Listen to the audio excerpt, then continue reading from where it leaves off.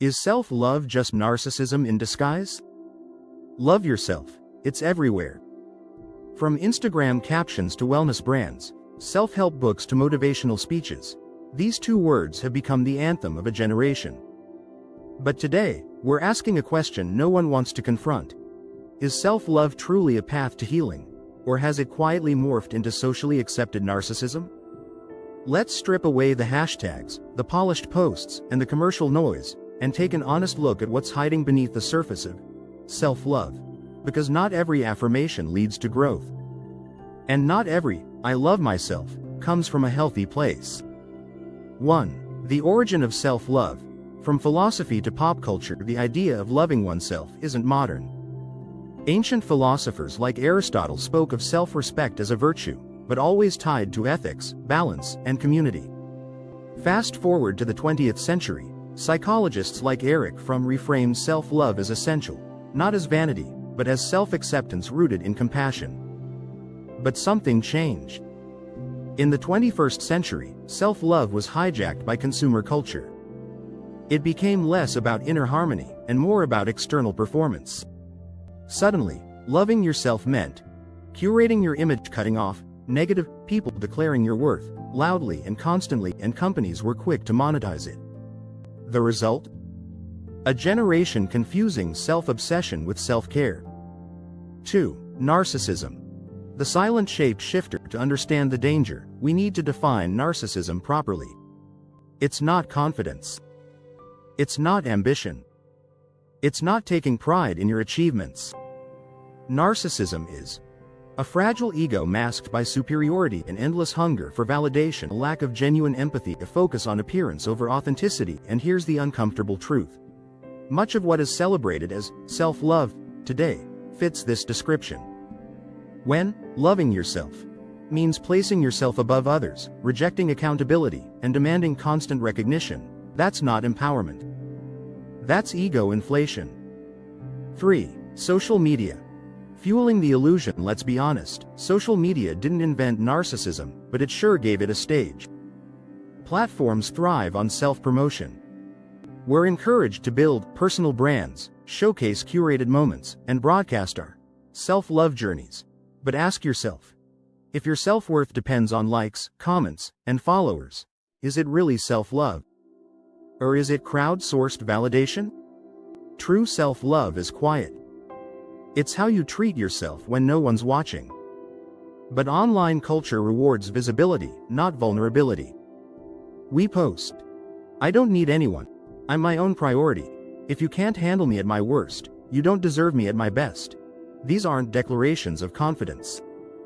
They're often defenses, walls built around fragile self-esteem. 4. The rise of toxic independence. Another symptom of disguised narcissism is toxic independence. Modern self-love rhetoric often sounds like, trust no one but yourself. You owe nothing to anyone. Cut off anyone who challenges your peace. While boundaries are healthy, extreme self-reliance can become emotional isolation. Humans are wired for connection. When self-love becomes an excuse to avoid intimacy, accountability, or growth through relationships, it stops being strength. It becomes fear wearing confidence as a mask. 5. Real stories.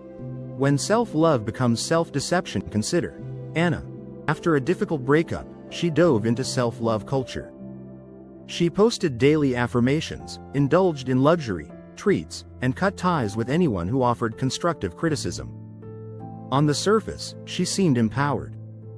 But beneath it all, Anna was lonely, defensive, and terrified of being vulnerable again. Her self-love wasn't healing, it was hiding.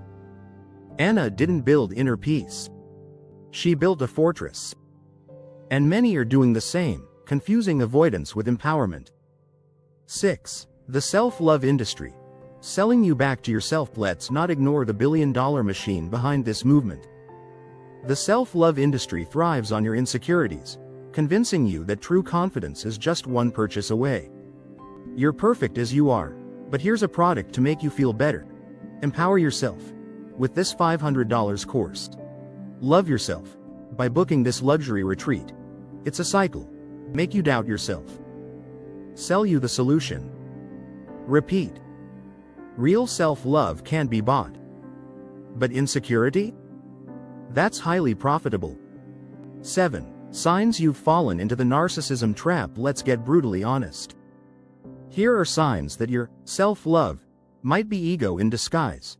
You constantly announce your boundaries, but never reflect on your own behavior. You reject any feedback as negativity or jealousy. You believe being unbothered means avoiding emotional depth. You cut people off to avoid discomfort, not protect well-being. You feel superior for choosing yourself, but deep down, feel isolated. You seek admiration more than connection. If this stings, that's okay. Awareness is the first step out. 8. What real self-love actually looks like. True self-love isn't glamorous. It's not always Instagram-worthy. It looks like holding yourself accountable, even when it hurts.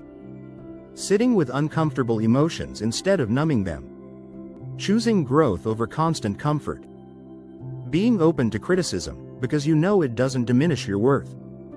Valuing connection over control. Practicing empathy, for yourself and others. Real self-love is humble. It doesn't need to scream. It simply is. 9. Practical steps to move from ego to authentic self-love. If you're realizing that your self-love practices have been more about ego than healing, here's how to shift. Embrace vulnerability. Stop pretending you have it all together. Real strength is admitting when you don't. Seek connection, not control. Let people in. True confidence isn't needing no one. It's knowing you'll be okay even if people see your flaws. Welcome constructive criticism. Not every challenge to your behavior is an attack. Growth often sounds like discomfort. Practice self-compassion, not self-indulgence. Be kind to yourself, but don't excuse harmful patterns. Detach from performative validation. You don't need to post every step of your journey to make it real. Remember, you're not the main character in everyone's story. Healthy self-love understands that the world doesn't revolve around you, and that's freeing. 10. Final thoughts. The balance. We forgot we live in a world swinging between two extremes. Self-neglect disguised as humility. Self-obsession disguised as empowerment. But true self-love lives in the balance. It's not shrinking to please others. And it's not inflating to feel superior. It's standing grounded, knowing, I am worthy, even when no one applauds. I can grow, even when it's uncomfortable. I am connected, even when I'm independent. I can love myself, without needing to be better than anyone else. So, is self-love just narcissism in disguise? It can be. But it doesn't have to be. The difference lies in your honesty. Are you building yourself up, or just building walls? If this made you rethink what self-love truly means, you're already on the path to something real. Subscribe to Pick 2 Peak for more uncomfortable truths about the mind. Not just pick me, but pick your mind.